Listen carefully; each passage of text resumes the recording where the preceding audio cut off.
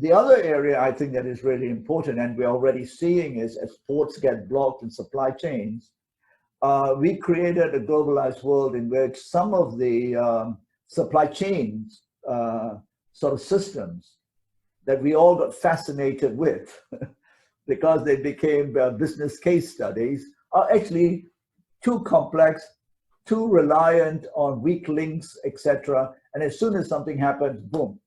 And there's always on-demand supply. So one area I think developing countries really need to look at is food. Right. So I'm not sure if Indonesia is self-sufficient in rice, but I know Malaysia is not. But there's no reason Malaysia should not be self-sufficient in rice. Absolutely no reason. And you're a financial guy. You understand these things better than me. And a country like Malaysia or Indonesia or Southeast Asia should not be held ransom to the volatility of market prices for basic commodities, which we can grow. Right. Right. So then we start reversing this view that farming is a poor man's thing, that only the uneducated farm and all of us get educated and move to cities, and then we do something else.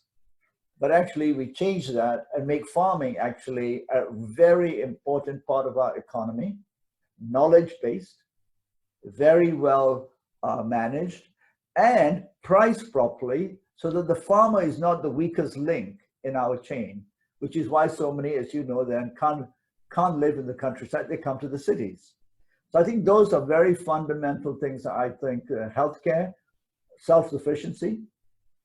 It doesn't have to be the rocket science gadget. It should be fit for purpose locally. And the second one, I believe, is food. And then the last point, and I will stop because I have a lot to say about this, but the other point I think becomes very important are big questions. How big should our cities be?